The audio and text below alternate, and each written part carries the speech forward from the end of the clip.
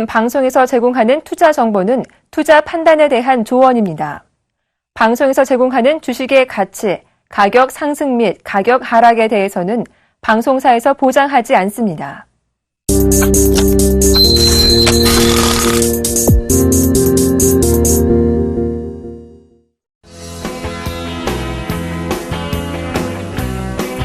네, 안녕하십니까.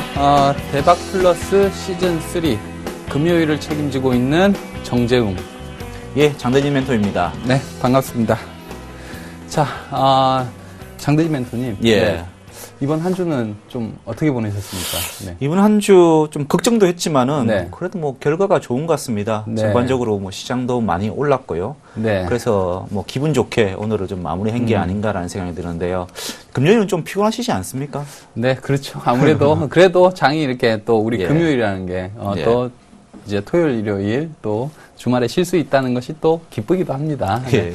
우리 시청자 여러분들께서도 이번 주는 어떠셨습니까? 저희가 지난주에 이 마켓 플러스 대박 플러스를 진행을 하면서 첫 시간에 진행을 하면서 말씀드렸던, 그리고 다음 주 이번 주죠. 그러니까 지난 시간에 이번 주 전망을 했던 것들이 맞아 들어갔던 한 주였는데, 저희 방송을 보면서 좀 대응이 쉽지 않았을까 개인적으로 또 이렇게 바람을 가져봅니다. 자, 저희 본격적으로 오늘 시작하기 전에 저희가 종목 대박 플러스 금요일에는 종목 상담도 예정이 되어 있습니다. 지난주에 공지를 해드렸고요. 실시간 종목 상담입니다. 그래서 종목 상담 신청 방법은 전화로 주시면 되겠습니다. 02-3153-2611 2612에 두 대의 전화가 열려 있으니까 지금 바로 전화를 주시면은 잠시 후에 종목 상담 코너를 진행을 할 때 여러분들의 궁금한 점들을 해결해 드리도록 하겠습니다.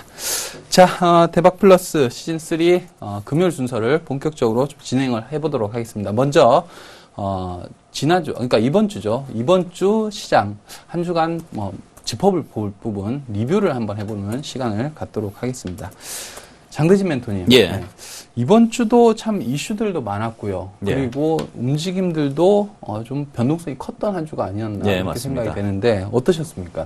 변동성이 컸어도 네. 올라가는 변동성이라서 네. 좋았던 변동성인 것 같고요. 좋은 네. 변동성이라고 정의 내리고요. 이번 주 이슈는 아무래도 이제 정재영 멘토도 이야기하시겠지만은 FOMC에 대한 이야기가 아니겠냐라고 네. 저는 생각합니다. 일단 이제 FOMC에서 금리 인상과 관련된 이야기들이 좀 나왔죠. 그래서 이제 인내심이라는 문구가 삭제됐습니다. 그렇지만은 인플레이션이라는 단어, 그리고 실업률이라는 단어, 그런 것들이 충족될 때 금리 인상을 하겠다라는 그런 이야기를 했었죠. 그에 따라서 이제 뉴욕 증시가 반응을 하는 모습을 보였고요. 긍정적으로 반응을 했죠. 그래서 이런 이제 금리 인상에 대한 어떤 우려감이 조금 불식되니까는 우리나라 시장이 많이 올라간 것 같고요. 특히 이제 코스닥 중소형주도 올랐지만은 이번엔 대형주도 올랐다는 게 상당히 좀 시장 참여자들이 대응하기 쉬웠던 게 아닌가라는 그런 생각이 듭니다. 일단 외국인들 동향이 참 중요하다고 생각했었는데 이번에는 외국인들이 거래소 시장을 굉장히 많이 샀습니다. 이번 주 월요일부터 해가지고요, 거의 1조 한 3천억 정도? 그 정도 이제 매수를 좀 들어왔고요. 그러면서 지수가 굉장히 좀 많이 올라가면서 좀 마감을 좀 하는 그런 모습이었는데요. 차트로 해가지고 시장들 어떻게 진행된다 볼게요. 일단 거래소 시장입니다. 거래소 시장 같은 경우에는 지금 월요일 날 1985에 시작을 했고요. 마감은 2037. 중간에 이제 2050포인트를 좀 넘으려고 하다가 이 부분 좀 막혔던 것 같고요. 그렇지만 전반적으로 시장이 크게 움직이면서 아마도 이제 대형주들이 크게 움직인 그런 모습이 아닌가라는 생각이 좀 듭니다. 그리고 코스닥 같은 경우에는 이 우려를 했던 게 뭐냐고 하면은 이 거래소에 자금들이 몰리면서 오히려 코스닥 쪽에서는 매도가 좀 나왔죠. 위쪽에 보시면은 이제 코스닥에서 이 기관들의 매도가 파란색으로 보이죠. 그리고 이제 주 초에는 외국인들의 어떤 매도 좀 보이는 모습이죠. 그런데 중요한 것은 이제 그 주 후반대에서는 오히려 다시 사면서 매수가 이제 보이면서 오히려 다시 회복하는 그런 모습을 보였습니다. 그리고 이제 대형주, 중형주, 그리고 소형주를 보시면은 대형주 같은 경우도 이제 뭐 300에서 넘어서 주가가 흐름이 좋았던 모습이고요. 그리고 중형주 모습 보시면 오히려 고가가 벗겨지면서 주가가 더 올라가는 그런 현상들이 보이고 있습니다. 그래서 여전히 아직은 중형주 그리고 소형주들이 강세를 보이고 있다라고 보시면 될 것 같습니다. 그래서 지난주에 제가 뭐 대형주도 괜찮겠지만은 중소형주에서 아직까지 매매하는 게 괜찮다라는 이야기 들었었는데요. 그런 모습이 나온 게 아닌가라는 생각이 들고요. 그리고 이제 뭐 업종 중에서는 전기전자 그리고 이제 은행, 증권, 제약주들이 강세를 좀 보였었는데요. 이 전기전자 같은 경우에는 삼성전자를 비롯해서 삼성전기 뭐 이런 종목들이 좀 강세를 좀 보였던 것 같고요. 그리고 은행주들은 뭐 낙폭이 굉장히 가다했죠. 그리고 증권주도 마찬가지로 거래대금이 굉장히 많이 늘다 보니까는 증권주에 대해서 이야기가 좀 나오면서 주가가 좀 올랐던 것 같습니다. 그리고 뭐 특징주들은 사실 한미약품이 굉장히 많이 상승을 했던 그런 모습을 보였는데 저는 특징주로는 한미약품을 좀 뽑고 싶습니다. 이 한미약품 같은 경우에는 이 흐름 자체를 보시면은 주가의 흐름이 굉장히 가파르게 올라가는 그런 모습들이 좀 보이고 있는데 재료가 나왔었죠. 지금 이제 한미약품 같은 경우에는 기술 수출을 한다라는 이야기들 나오면서 이제 그게 반영되면서 주가가 급등했고요.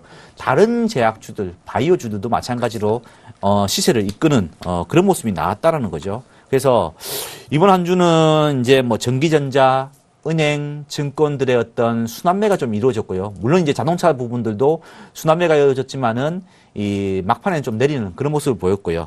대신에 제약주들은 굉장히 강한 그런 한 주가 되었다라고 생각이 들고 있고요.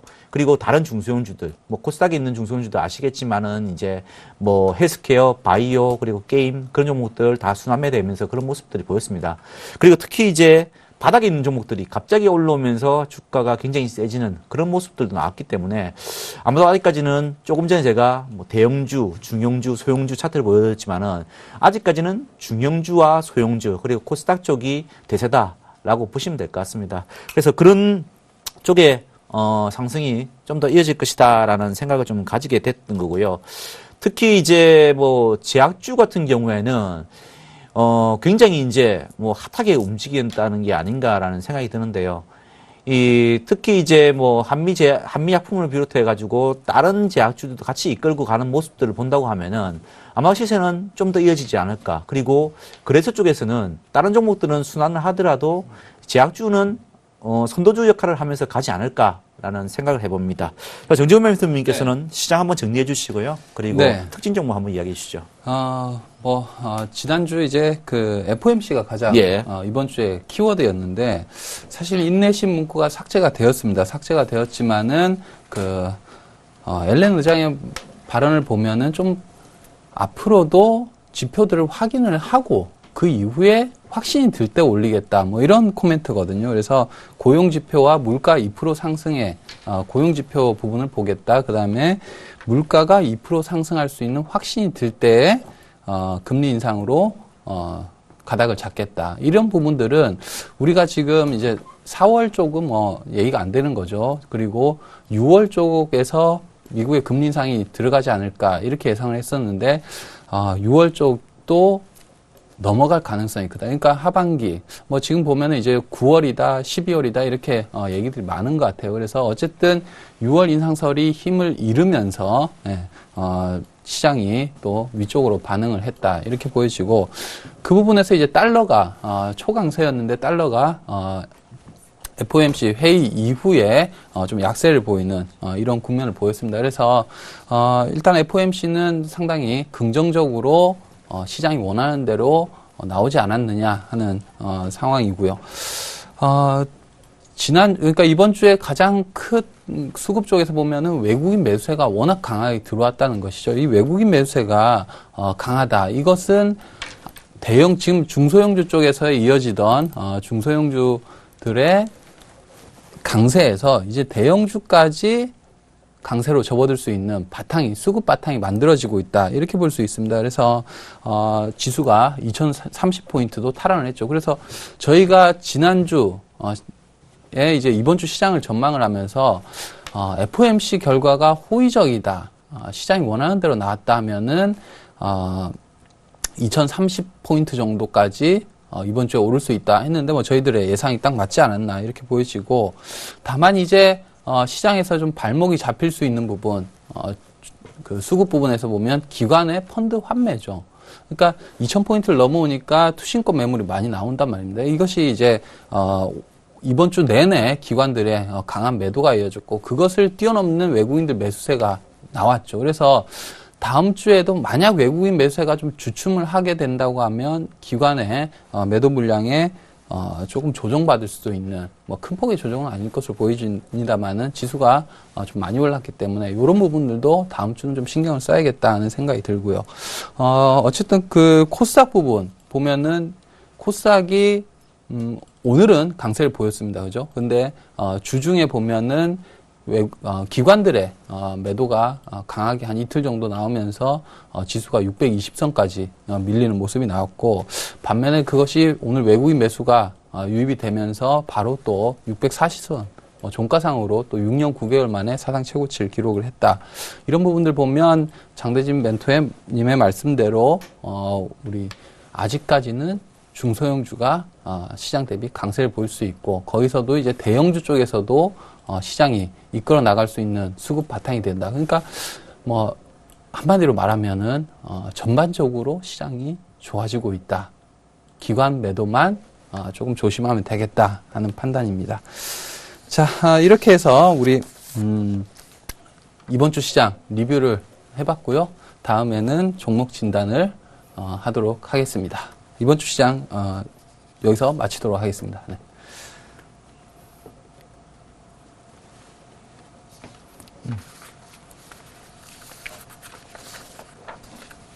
네, 자, 이번 순서는, 종목 진단을 하는 순서라고 말씀을 드렸죠. 이제 종목 리뷰가 끝나고 종목 진단할 텐데, 전화번호, 한번 안내를 해드리도록 하겠습니다. 신청 방법 한번 다시 말씀을 드리면, 서울경제TV로 전화를 주시면 되겠고요. 전화번호는, 신청 방법은 전화를 주시면 됩니다. 02-3153-2611, 2612 두 대의 전화로 전화를 주시면 되겠고요.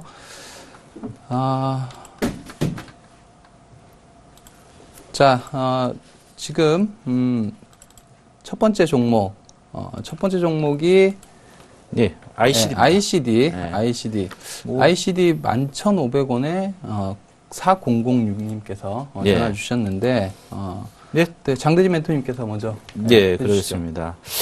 일단 뭐 ICD 전반적으로 이제 뭐 일단 뭐 수급 흐름 그리고 차트의 어떤 흐름 보면서 좀 이야기를 드리는 게 맞을 것 같아요. 자, 일단 뭐 주가의 흐름을 좀 봅시다. 주가의 흐름 보시면은 지금 제가 1년간의 차트를 좀 보여드리고 있는데요. 지금 이제 지난 10월 달에 작년 10월 달에 여기서 이제 저점을 짚는 모습을 보였고요. 그리고 주가는 이 저점을 기반으로 해서 천천히 저점을 높이고 있는 뭐 그런 모습이 나오고 있죠. 그래서 모양은 현재로서는 5일선, 21선, 60일선이 정배열돼서 주가가 올라가고 있다라고 보시면 될 것 같고요. 그리고 수급의 어떤 흐름을 본다고 하면은 현재 이 올해죠. 2015년부터 해가지고 기관들이 좀 관심을 가지는 모습이 보이고 있고요. 그리고 외국인들은 그냥 좀 매도를 하면서 좀 물량을 드러내는 그런 모습이 있습니다. ICD가 이제 반도체 장비, 뭐 아몰레드 장비 이쪽입니다. 그러다 보니까는 아마도 같은 군들, 뭐 테라세미콘이라든지 그런 종목들하고 같이 이제 움직일 수밖에 없는 부분이고요. 이 장비주들이 핫하게 움직였던 게 과거에 이제 원익 IPS라는 게 굉장히 강하게 움직이다가 이 사실 뭐 올해 들어서 2월부터 해서 주가가 좀 꺾이는 그런 모습을 보이고 있거든요. 그런 거 봐서는 이 선도주가 꺾임으로 인해 가서 주가의 흐름 자체가 조금 흐트러지고 있다. 라고 보시면 될 것 같습니다. 그리고 실적 측면도 한번 제가 살펴드릴 텐데요.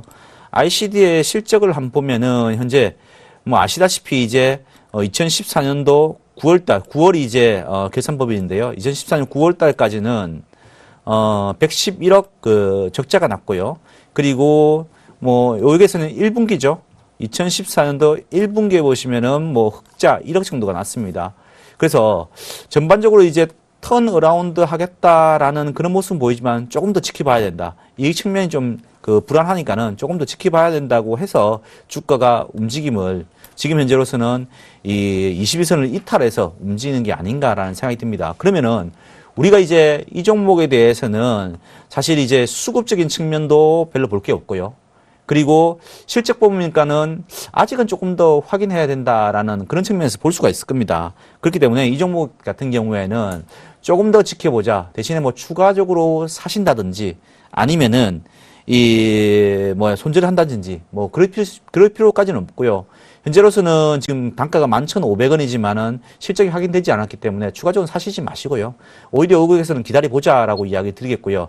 현재 21선이 벗어났으니까는 아마도 61선에서의 어떤 테스트가 있을 것 같습니다. 그래서 61선이 무너지지 않는가를 먼저 확인하셔야 될 것 같고요. 그리고 아몰레드 장비 쪽은 아마도 전체적으로 좀 대세가 될 가능성이 있다라고 생각하고 있습니다. 그리고 이 아몰레드 그 디스플레이 자체가 전반적으로 대형화 추세에 있기 때문에 기업이 가는 방향은 맞다라고 생각합니다. 그렇지만은 얼마큼 빨리 가느냐 그게 문제거든요. 그래서 손절까지는 하시지 않으셔도 되지만은 추가 매수보다는 좀 기다려보자라고 이야기 드리겠고요. 지금 차트의 흐름상을 본다고 하면은 지금 위쪽에 많은 선을 강하게 뚫는지를 봐야 될 것 같고요. 그리고 밑쪽으로는 요 부분, 그러니까 7,000원 부분들을 정신 안 하는가를 봐야 될 것 같습니다. 그래서 요 사이에서 아마도 주가가 횡보를 하지 않을까라는 생각이 들고요. 만약에 주가가 7,000원까지 내려오게 된다고 하면은 오히려 여기서는 추가 매수를 한번 해봐서 기다려 볼 만한 자리가 아닌가라는 생각이 들고요. 그래서 10,000원에서 7,000원 사이 어떤 박스권이 되지 않을까라고 생각합니다. 그래서 이렇게 진단을 좀 해드리겠습니다. 자, 네, 다음 종목은 베이직 하우스 3340님께서 시청을 해주신 종목인데요. 이 베이직 하우스 중국 관련 의류주로 볼 수 있죠. 이 베이직 하우스가 작년에는 좀 실적이 좀 부진했습니다. 그러면서 주가가 작년 11월 달에 보면 12,000원대까지 하락하는 이런 모습도 나왔는데 최근에 주가가 좀 회복을 하고 있는 이유는 중국 쪽에서 좀 성과가 일어나지 않겠느냐. 그러니까 이제는 작년보다는 올해가 턴어라운드 될 수 있다. 이렇게 보고 있고, 다만 이제 국내 쪽이 여전히 어려운 상황이기 때문에 베이직 하우스 같은 경우는 이 중국의 성과에 따라서 올해 주가의 회복세가 어느 정도까지 진행이 될 것인가를 판가름하게 될 것이다. 이렇게 보여집니다. 차트를 보면서 제가 매매 전략을 하도록 하겠습니다. 말씀을 드리면 지금 작년에는 실적이 워낙 부진한 모습이 보여졌고요, 차트가. 그러면서 이제 주가가 12,000원대까지 빠졌다가 최근에 이제 주가가 좀 반등을 하고 있죠. 이 반등을 하는 이유 중에 가장 큰 것은 중국 쪽 시장이 베이직 하우스가 회복을 좀 할 것이다. 작년 대비해서 좀 성장을 하지 않겠나. 이것이 이제 바탕에 깔려 있다 보여지고요. 따라서 지금 주가가 15,000원, 16,000원대 횡보 과정을 보여주고 있는데 이 15,000원 아래쪽으로는 나오기가 좀 어려워졌다. 그러니까 15,000원은 강한 지지라인 역할을 해줄 수 있는 부분이다. 이렇게 보시면 되겠고, 다만 이제 국내 부분이 워낙 어렵기 때문에 중국에서의 성장이 큰 폭으로 나와주지 않는다고 하면 주가는 18,000원 수준 정도 가면은 또 조정받을 수 있다 하는 판단입니다. 그래서 단기적인 목표가는 18,000원 정도로 보시면 되겠고, 손절가는 15,000원 정도 수준으로 보시면 되겠습니다. 자, 이렇게 해서 베이직 하우스 간단하게 정리해봤고, 다음 종목은 장대인 전문가님, 한국주철관입니다. 한국주철관입니다. 제가 막상막하 투명쇼에서 한국주철관으로 굉장히 수익을 많이 내가지고 많이 알려졌던 종목인데요. 이 종목이 어느덧 제가 추천했을 때가 15,000원 부분에서 추천했었는데 15,000원까지 왔는데요. 여기서는 어떻게 대응해야 될지를 한번 살펴봐야 될 것 같습니다. 사실 이제 주철관이 이제 15,000원까지 왔으니까는 시가총액이 3,500억이 됩니다. 굉장히 좀 높죠. 그래서 이 시가총액을 설명을 하려고 하면은 사실 적어도 이제 200억 이상의 수익을 내야 된다라는 그런 부분이 있고요. 여기에 핵심은 아마도 다 아실 겁니다. 이 자회사 엠프라니의 그 실적이 굉장히 좋아질 것이다라고 이야기를 하고 있고요. 알리바바몰에서 이제 이 비비크림, 엠프라임 비비크림이 압도적으로 1위를 하고 있다라는 그것 때문에 이 성장성에 대해서 베팅을 좀 하고 있는데요. 지금 조금 과다하게 좀 올라온 게 아닌가라는 그런 생각을 좀 가지고 있습니다. 그래서 오늘 수급적인 측면에서 본다고 하더라도 위쪽에 보시면은 이 기관들이 굉장히 좀 많이 팔았죠. 오늘 16만 주가 매도가 좀 나왔고요. 그리고 이제 외국인들은 뭐 그냥 매매에 영향을 별로 안 미치는 정도로 지금 진행되고 있는데 기관들이 매도가 많이 나온 상태에서 그 전에 이제 샀던 부분들을 이렇게 다 매도가 나온 부분이거든요. 이익을 실현하고 있는 부분이거든요. 그렇기 때문에 아마도 이제 이격을 본다든지 그 수급을 본다고 한다고 하면은 이제는 좀 조정이 들어가지 않을까라는 생각이 들고요. 이제부터는 뭐 1분기 실적이 확인되는 모습들, 그런 모습들이 나와야지 여기서는 추가적으로 상승할 수 있지 않을까라고 생각합니다. 그래서 저는 그 한국주철관 가지고 계신 분한테 월요일부터는 이익 실현 관점에서 보시라고 이야기 드리겠고요. 그래서 이익 실현하시고 1분기 실적 확인될 때까지는 기다려보자라고 이야기 드리겠습니다. 자, 이렇게 해서 지금까지 올케어 종목 진단을 진행해 봤고요. 잠시 후 다음 시장에서 올케어할 수 있는 종목들을 공개할 예정입니다. 계속해서 채널 고정해 주시길 바라겠습니다.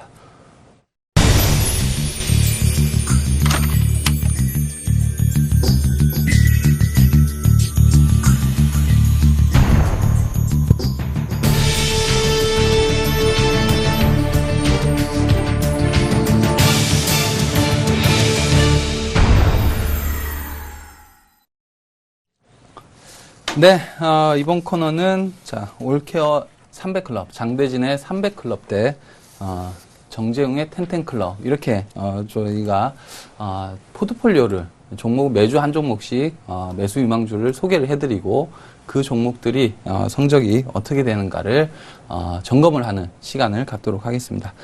자, 장대진 멘토님. 예. 저희가 지난주에 네. 종목을 또 한 종목씩 추천을 했습니다. 예. 네.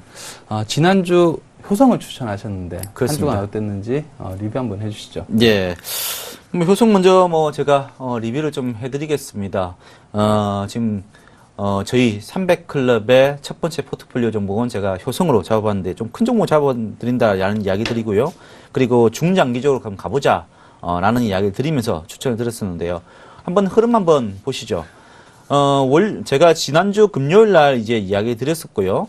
그리고 이제 주가의 흐름을 보신다고 하면은 금요일 날 이날 이제 이야기 드리면서 이제 진행이 됐고요. 월요일 날 상승을 좀 하고 화요일 날도 상승하고 수요일도 상승하고 목요일, 금요일까지도 이제 흐름이 전반적으로 이제 올라가는 그런 모습을 좀 보였습니다. 그리고 이제 아마도 이제 이번에 그 시장이 이제 굉장히 거래소 종목들이 많이 올랐는데요. 바닥권의 종목들이 좀 핫하게 움직였고요. 위쪽에 있는 종목들, 그러니까는 이 효성같이 이제 꾸준하게 먼저 올랐던 종목들은 오히려 핫하기보다는 천천히 움직이는 그런 모습을 보였습니다. 그리고 기관들의 어떤 매수세가 들어오는 모습들, 그 외국인들이 꾸준하게 매수하는 모습들을 본다고 하면은 이 흐름은 굉장히 좋은 흐름이다. 다만 이 차트를 보실 줄 아시는 분들은 아시겠지만 아직까지 21선, 61선의 어떤 기울기 자체가 그렇게 가파르지 않죠. 그러다 보니까는 조금 조심스럽게 올라가는 면이 있다라는 생각이 좀 들고 있고요. 그리고 전고점을 돌파를 한 시점부터 저는 시세가 조금 분출하지 않을까라는 생각이 듭니다. 그래서 약간의 어떤 전고점에서의 어떤 매물로 인해 가지고 조정은 나올 수는 있겠지만은 그래도 전반적으로 이 매물 소화 과정에 있다라고 보시면 될 것 같고요. 제가 이야기 드린 신소재와 관련된 모멘텀은 아직 살아있다. 그리고 7월부터 생산을 한다고 하니까는 그때 동안은 한번 가보자라고 이야기 드리겠습니다. 우리 정재윤 멘토님은 수익률이 네. 좀 어땠습니까? 제가 이제 지난주에 예. SM을 말씀을 드렸죠. SM을 예. 말씀드렸는데, 주 중반, 그러니까 예. 기관 매물이 좀 쏟아지면서 코스닥이 출렁거렸습니다. 그러면서, SM이 지난주는 그렇게 시세가 네. 부진한 모습이 나왔는데 많이 빠진 건 아니지만 소폭 하락을 했습니다. 그래서 다만 이제 SM 같은 경우는 상승 모멘텀은 충분하다 이렇게 볼 수 있는데 이 SM의 그룹들이죠. 예. 아이돌 그룹 중에 보면은 엑소가 또 콘서트를 성황리에 마쳤고요. 그리고 샤이니가 또 콘서트를 했었는데 샤이니 그룹이 일본에서 이틀간 콘서트 할 때 또 10만 명을 도쿄돔에서 동원을 하는, 그러니까 이 맨파워, 이 아이돌 그룹의 파워는 여전히 SM의 강력한 무기이다 이렇게 보여지고, 특히 이제 그 아이돌 그룹 중에 엑소 같은 그룹이 이제 3월 말부터 또 2집으로, 그러니까 신규 앨범을 또 준비하면서 국내에서 또 활동을 재개를 합니다. 그래서 이런 부분들을 볼 때에는 SM의 엔터주들의 강세가 한번 나올 수 있다. 또 SM의 가장 올해 좀 주목을 해야 될 부분은 중국 시장입니다. 그래서 작년에 SM 같은 경우는 엔화 약세에 따른 좀 피해를 봤다고 하면 지금 엔화는 올해 들어서는 뭐 한 910원에서 930원 정도 안정적인 흐름 보여주고 있죠. 원엔 환율이. 그래서 추가적으로 엔화 약세에 대한 피해를 보기는 이제 어려워졌다 이렇게 보여지고, 다만 이제 중국 쪽 SM 차이나를 통한 중국 쪽 시장이 큰 폭으로 성장을 하고 있다. 작년에도 147%, 100% 넘게 성장을 했거든요, 중국 시장이. 그래서 올해 중국 시장에 또 본격적인 공략의 원년이라고 본다고 하면 중국 시장에서의 성과가 얼마가 나오느냐에 따라서 SM 주가가 상승폭이 어느 정도까지 진행이 될 것인가 결정되지 않을까 이렇게 보여집니다. 차트를 보면서 제가 한번 보죠.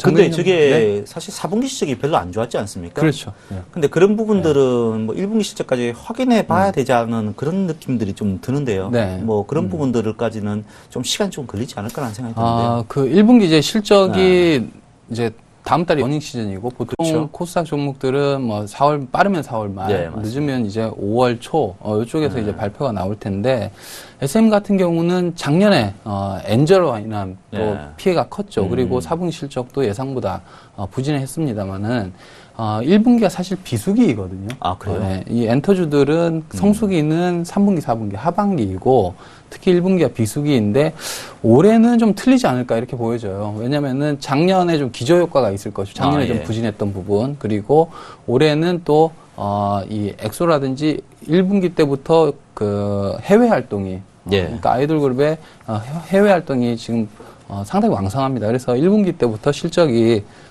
호전돼서 나올 가능성이 크다 이렇게 보여지고, 아마 그것이 이제 시장 예상치에 부합하거나 예상치보다 좀 좋아진다고 하면 그 전에 미리 움직일 수 있다 이렇게 보여지고, 그 움직일 시기가 다가왔다 이렇게 보여집니다. 차트상으로 보면은, 자, 차트를 보면은 지금 큰 흐름은 이제 횡보를 해주고 있죠. 이렇게 횡보를 하고 있는 흐름인데요.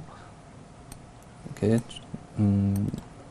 저점은 좀 높여오고 고점은 낮아지는 이런 횡보 흐름인데, 이제 방향이 나올 때가 다가오고 있는 것이죠. 그래서 1분기 실적 어닝 시즌을 맞이해서 방향이 위쪽으로 나올 수 있다 이렇게 보여지고, 위쪽으로 간다고 하면 제가 목표가 5만 원 지금 보고 있는데, 중국 시장 효과와 맞물려서 5만 원까지도 상승이 가능하다 이렇게 보고 있습니다. 그래서 이번 주 한 주는 조금 부진한 흐름을 보였지만은 다음 주 또 기대를 해볼 만한 종목이 SM이 아닐까 이렇게 보여집니다. 자, 장대진 멘토님, 예. 이렇게 이제 리뷰를 우리가 해봤는데, 네, 요번 주 종목은 뭡니까? 그렇죠. 요번 주부터는 이제 좀 중소형주들 제가 네. 좀 집중을 하려고 합니다. 첫 번째 중소형 종목으로는 제가 게임주에서 다 들어보셨던 조이시티를 가져왔습니다. 네. 그리고 이제 이 조이시티에 대해서 좀 이야기 좀 드릴까 하는데, 뭐죠? 정재훈 전문가님은 네. 종목이 뭐죠? 저는 오늘 좀 바뀐 것 같아요. 우리가 지난주에는 대형주를 하셨고, 예. 제가 SM이 그렇게 작은 종목은 아니지만은 그래도 중소형주라 볼 수 있는데, 예. 또 오늘은 장대인 전문가님께서 예. 조이시티. 예. 저는 오늘 좀 대형주를 가져왔어요. 네, 대형주 한진해운 준비했는데, 예. 어쨌든 제가 지난주 일주일 동안은 SM이 좀 부진했지만, 예. 다음 주에는 한진해운이 좀 낫지 않을까 이런 생각도 해보는데, 조이시티 어떤 부분이 투자 포인트입니까? 네. 그쵸. 이 조이시티라고 하면은 옛날에 JC라는 종목이었는데 이게 바뀌었습니다. 네. 그리고 이제 이 업체의 대표 게임이 프리스타일 농구 풋볼입니다. 이걸로 유명한 업체라고 하시면 게임 하시는 분들은 다 아실 것 같은데요. 이 2014년도에는 사실 실적이 좀 부진했습니다. 이 프리스타일 풋볼이라든지 프리스타일 2라든지 중국에 진출을 했고요. 그리고 그 온라인 부분과는 달리 모바일 쪽은 오히려 이제 빨리 중국 진출을 했어야 되는데, 그 부분을 국내에만 좀 치중을 했던 게 약간 실적이 조금 미진했던 그런 부분이 아닌가라는 그런 생각이 들거든요. 그렇지만 이제 앞으로 2015년도에는 이 모바일 부분, 지금 모바일 대세거든요. 모바일 부분을 영역을 좀 확장을 하려고 하고 있습니다. 그래서 그 일환으로 지금 이제 모바일 액션 게임 건십 배터리라는 회사를 지난해 10월에 인수를 했습니다. 이 회사가 이 건십 배터리라는 게 그 전 세계에서 다운로드 3천만 건을 다운로드 했던 그런 기록을 가지고 있고요. 그 플랫폼 그리고 그 자체의 이제 유저들을 대상으로 해가지고 이제 이 조이스틱가 게임을 진출하려고 하고 있습니다. 그래서 아마도 이제 건십 배터리 인기가 있었기 때문에 그 유저풀을 상대로 해서 글로벌 진출하게 된다고 하면은 성과가 좀 있지 않을까라고 생각을 좀 하고 있습니다. 그래서 작년까지는 부진했던 게 오히려 올해는 굉장히 큰 폭으로 실적이 개선될 수 있는 그런 한 해가 되지 않을까라는 생각이 들고 있고요.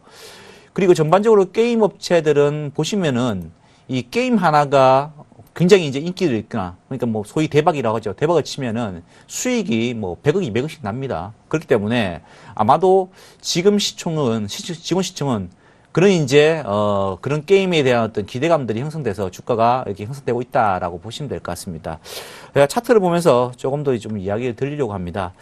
이 차트를 보시면은 작년까지는 뭐 차트를 보시도 아실 겁니다. 차트를 보시면은 거의 뭐 실적이 부진했기 때문에 주가는 10월까지 주가가 흘러내리는 그런 모습을 좀 보였고요.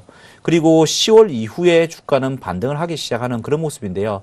이런 것들이 아마도 14년도에 실적 부진은 다 반영됐다. 그리고 15년도에는 글로벌로 진출을 하면서 모바일 쪽을 영역을 확장한다라는 그런 기대감이 있으면서 주가가 올라가고 있다라고 보고 있고요.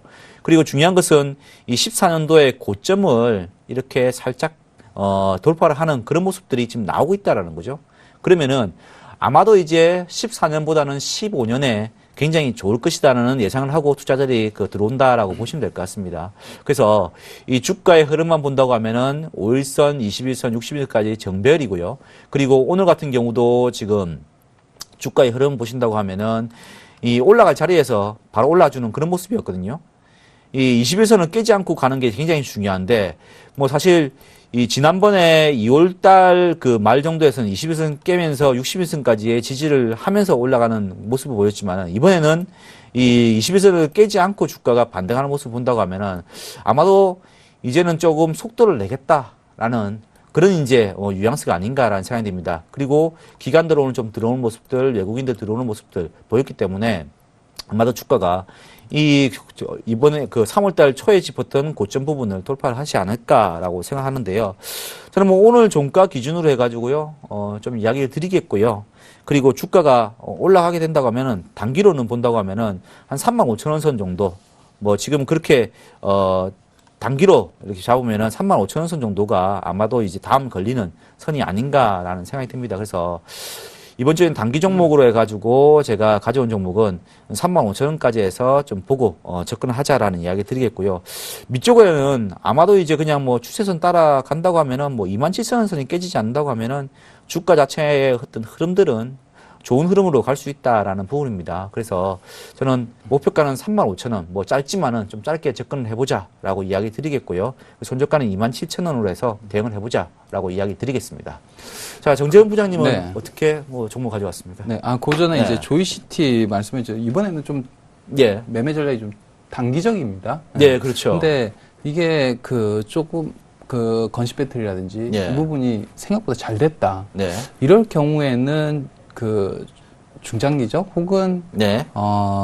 좀 길게 본다고 하면 네. 어느 정도까지 가능할 것 같습니다. 근데 그게 얼만큼 잘 될지는 조금 더 봐야 되거든요. 왜냐하면 그렇죠. 지금 작년에는 이제 실적이 안 좋았다가 지금 이제 좋아질 것이라는 예상이 있는데, 이제 시가총액을 보시면은 사실은 약간 뭐 좀 부담스러운 면도 있어요. 네. 3,800억 정도가 되는데 이걸 설명하려고 하면은 적어도 올해 150억에서 200억 정도가 나와줘야 되는 거거든요. 네. 근데 그거에 대해서는 1분기 실적, 2분기 실적 뭐 이렇게 진행되는 걸 보고 해야 될 것 같고요. 단지 이제 제가 짧게 이야기 드린 거는 이 시총이 약간 부담스러운데 수급적인 측면에서는 좋다. 그래서 짧게 한번 대응을 해보자라고 대응해 보려고 이 종목을 좀 선택을 했습니다. 단기간에 한다고 그쵸? 하면은 다음 주에 바로 또 그쵸. 실행이 됐으면 좋겠습니다. 예. 네. 그러면 장대진 멘토님이 또 이기는 경우가 나올 수도 있겠네요.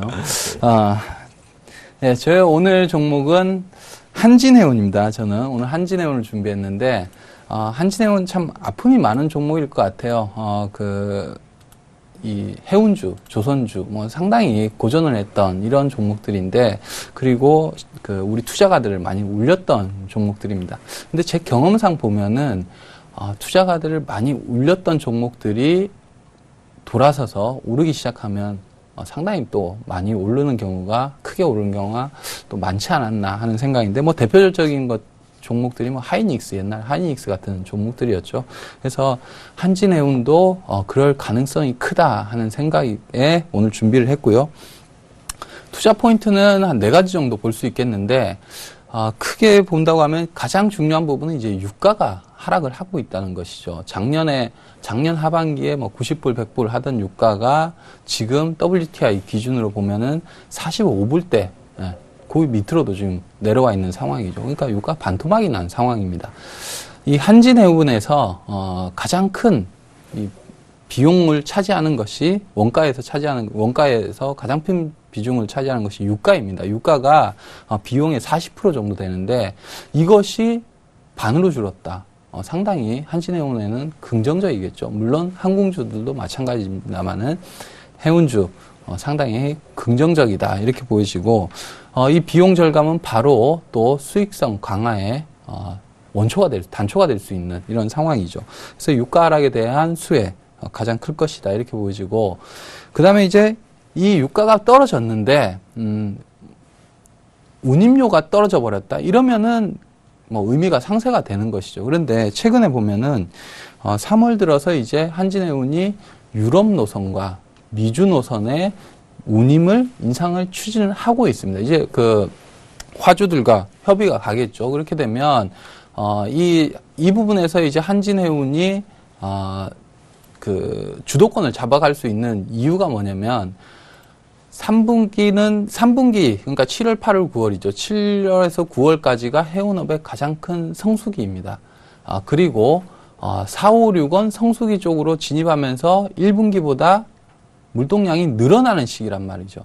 그러면서 지금 1분기 때에도 수송 물량들이 늘어나다 보니까 최근에는 이제 수요가 많아졌다는 것이, 그래서 그러다 보니까 이 한진해운 같은 해운사들이 가격 협상력이 생기고 있습니다. 그렇게 되면 운임이 인상이 된다고 하면 유가는 떨어져서 비용은 줄어들고, 운임이 인상하면 영업 마진폭은 훨씬 더 커지는 이런 상황이 되겠죠. 그렇게 되면 한진해운의 턴어라운드가 본격적으로 일어난다는 것이죠. 한진해운의 재무제표 잠깐 한번 차트를 보면요. 네. 자, 한진해운 실적을 잠깐 보도록 하겠습니다. 실적을 보면 2012년도에 영업이익 적자 났죠. 그리고 순이익 영업이익이 1,000억대 적자 나고 순이익이 6,000억대 적자가 났습니다. 13년도에 영업이익 4,000억대 적자에 순이익 7,000억대 적자가 났고, 작년에 보면은 영업이익은 흑자 전환했습니다. 영업이익은 800억 정도 흑자 전환했는데 순이익은 4,000억 적자가 났죠. 이 부분이 뭐냐면은 순이익 부분에서 이자 비용이 상당히 많이 부과가 됩니다. 그러니까 한진해운 같은 경우는 월별로 지금 따져보면은 한 300억 정도의 이자 비용을 내고 있죠. 부채가 많습니다. 그래서 그 부분을 상쇄를 하려면은 분기당 300억 정도, 월별 300억이니까 월별로 볼 때에 한 300억 이상을 영업이익을 내야 또 2분 정도 순이익을 적자로 돌아서지 않는 정도인데, 최근 1분기 실적 증권사들의 애널리스트들의 컨센서스를 보면은 빠르게 올라오고 있죠. 800억이었다. 지금은 1,000억 초반까지, 또 어떤 증권사는 1,300억까지 이렇게 내고 있습니다. 이 영업이익 컨센서스가 올라온다는 것은 아무래도 이자 비용을 충당을 하고도 한진해운이 흑자로 1분기부터 나올 가능성이 크다는 거죠. 1분기가 비수기임에도 주목을 해본다고 하면 운임 인상이 예정대로 순탄하게 추진됐을 경우에는 2분기, 3분기는 더 커질 수 있다는 것이죠. 그렇게 되면 이 2015년 올해에는 영업이익뿐만이 아니고 순이익 부분에서도 흑자 전환이 나오지 않겠느냐. 이렇게 되면 이제 완벽한 턴어라운드 스토리가 이루어지는 것이죠. 차트를 보면서 제가 매매 전략을 좀 말씀드리겠습니다. 차트를 보면은 지금 한진해운이 1분기 실적이 좋아질 것이다 하는 기대감에 주가가 5,000원대에서 지금 7,000원대까지 상승을 했습니다. 8,000원 찍고 조정을 받았죠. 7,000원 초반까지 조정을 받고 재차 상승을 지금 모색하는 구간인데 지금 다음 달부터는 당장 어닝 시즌입니다. 1분기 어닝 시즌이고 이번 주, 다음 주까지는 프리 어닝 시즌이라 본다고 하면 1분기 실적 호전주들이 시장에서 강세를 보일 가능성이 크다는 것이죠. 아무래도 다음 달을 겨냥하고 단기 트레이딩 혹은 중장기적으로 턴어라운드를 보고 매수세가 많이 들어올 수 있다. 이렇게 보여지고 그래서 최근 8,000원까지의 상승 이후에 조정 구간 아직까지 뭐 재차 상승이 안 나오고 있는데 이 구간대에서 한진해운을 매수할 수 있는 기회가 아닌가 이렇게 보여집니다. 그래서 주가 상승을 하게 되면 단기적으로 뭐 8,000원 선에서 잠깐 걸리겠지만은 이 선은 돌파 실적이 예상과 같이 또 혹은 예상보다 좋게 나온다고 하면 이 선은 돌파할 가능성이 크고 그 다음에는 10,000원 선까지도 주가가 상승세가 이어질 가능성이 크다 이렇게 보여집니다. 그래서 제가 목표가는 10,000원 제시하도록 하겠고요. 손절가는 6,300원 제시하겠는데요. 이 주가가 7,000원이 만약에 깨진다고 하면 6,500원 선이 다음에 강한 지지라인 역할을 해줄 수 있습니다. 특히나 6,500원 같은 경우는 앞전에 그러니까 작년에 상당히 부진했던 저항 라인이죠. 그래서 이 저항 라인이 올해 돌파가 되었기 때문에 지지라인 역할을 강하게 해줄 수 있다 이렇게 보여지고요. 그래서 6,500원을 이탈하는 6,300원을 제가 손절가로 제시하도록 하겠고 매수가는 7,300원을 제시하도록 하겠습니다. 자, 이렇게 해서 지금까지 올케어스 종목을 보셨습니다. 네, 자 이렇게 해서 저희 종목 추천을 해봤는데요. 다음 주에도 뭐 좋은 결과가 있을 것으로 보여지고 장대리 멘토님, 네. 이번 주 네, 이번 얘기했죠? 주는 예. 어떤 전략으로 시장을 대하면 되겠습니까? 네. 예. 다음 주에는 사실 이제 시장은 저는 이번 주하고 마찬가지로 좋다라고 이야기를 먼저 결론을 좀 내리고 싶습니다. 왜냐고 하면은 제가 지난번에 이제 2,000선에 대해서 돌파를 하느냐 마느냐는 외국인들의 어떤 손에 달려 있다. 외국인들이 매수가 강하게 들어오면 돌파할 것이다라는 그런 이야기 드렸었는데요. 지금 이제 현재 모습들이 그렇죠. 이 외국인들이 매수세가 꾸준하게 유입이 되고 있기 때문에 아마도 이제 다음 금리 그러니까 FOMC에서 미국에서 금리에 대한 이야기가 나오기 전까지는 외국인들 어떤 매수세가 좀 더 이어지지 않을까라는 생각이 들고요. 그렇기 때문에 시장은 좀 추가적으로 상승할 수 있다라는 생각이 듭니다. 그리고 뭐 차트상으로 본다고 하면은 주가가 항상 이제 우리가 2100선에서는 좀 걸리는 모습이거든요. 그래서 이 한계는 있지만은 지수상을 본다고 하면은 2100선까지도 한번 올라줄 수 있는 그런 포인트가 될 수 있겠다라는 생각입니다. 그래서 그 지수가 올라옴에 따라서 대형주들 한번 그 매매를 좀 해보시는 바라고요. 특히 이제 대형주들은 그냥 순환하면서 매매가 된다라고 보시면 될 것 같습니다.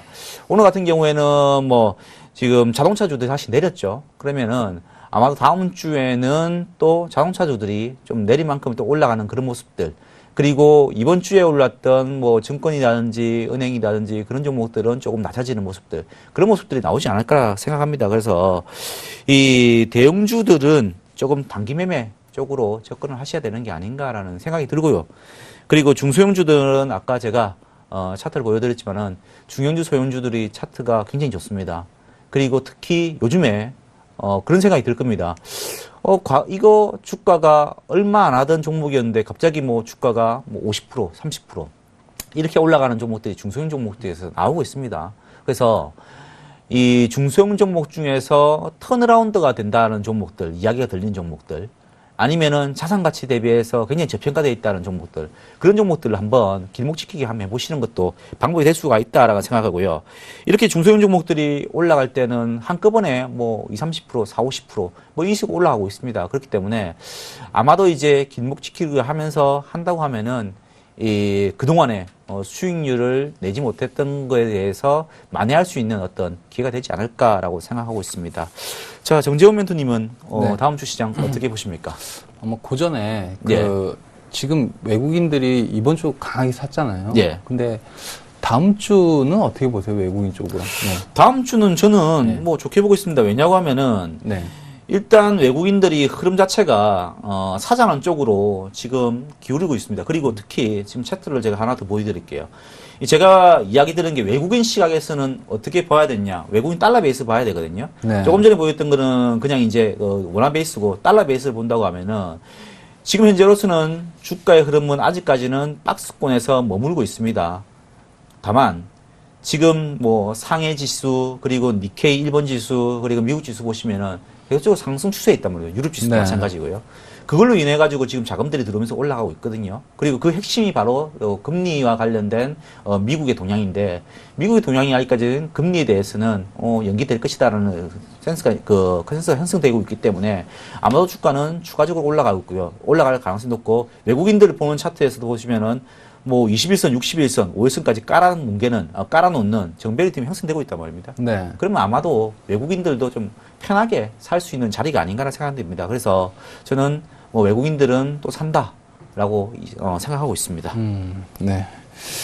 자, 저도 이제 다음 주 시장을 좀 본다고 하면은, 지금은 글로벌 유동성이 상당히 크게 일어나고 있습니다. 그러니까, 이것의 이제 원천은 유럽의 양적 완화죠. 미국이 양적 완화했듯이 이제 유럽도 양적 완화에 돌입을 하면서 매월 650억 유로씩 푸는 것이 가장 또 이 신흥국, 우리나라를 포함한 신흥국의 자금을 제공을 하고 있다. 이것이 이제 외국인 매수의 바탕이다. 이렇게 보고 있고, 외국인 매수세는 뭐 이번 주 이어졌지만 또 다음 주에도 이어질 수 있다. 이렇게 보여집니다. 반면 이제 기관의 매도 물량, 펀드 환매 물량을 비롯한 기관의 매도 물량은 좀 다음 주에는 감소세로 접어들지 않을까 이렇게 보여지는데 물론 이제 그것이 기관 매도 물량이 끝났다 이렇게 보기는 좀 어려울 것 같고요. 다만 지금 2,000을 넘어서 2,000포인트를 넘어서 2,000 부분을 지지 라인, 그러니까 2,000이 저항이 아니고 지지 라인 역할을 해주고 있다는 인식이 일어난다고 하면은 그것이 이제 시간이 이제 그렇게 되려면은 2,000포인트 위쪽에서 계속 움직여줘야 되는 것이죠. 하루하루 이렇게 움직이면서 2,000이 깨지지 않는 모습들이 계속 보여준다고 하면 펀드를 환매하던 사람들도 이제는 뭐 한 번 더 갈 수 있겠구나 이렇게 하면서 주춤할 수 있다는 것이죠. 그런 시기가 다음 주에는 좀 그런 움직임들이 보일 수 있다 이렇게 보여지고 그렇게 되면 기관 매도 물량이 좀 줄어들 수 있겠죠. 그런 부분들이 이제 수급 상황이 좀 풀려나갈 수 있는 이번 주보다 좀 오히려 좋아질 수 있는 여건들이 되지 않겠나 이렇게 보여집니다.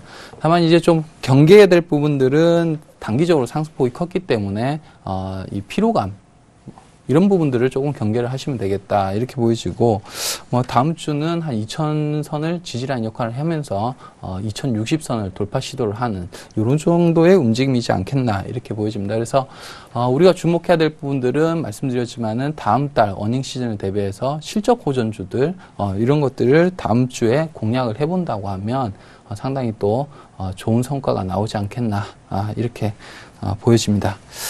자, 이렇게 해서 저희 그 대박 플러스 금요일 순서를 진행을 했는데요. 장대진 멘토님과 또 저와 제가 무료 강연회가 바로 내일 있습니다.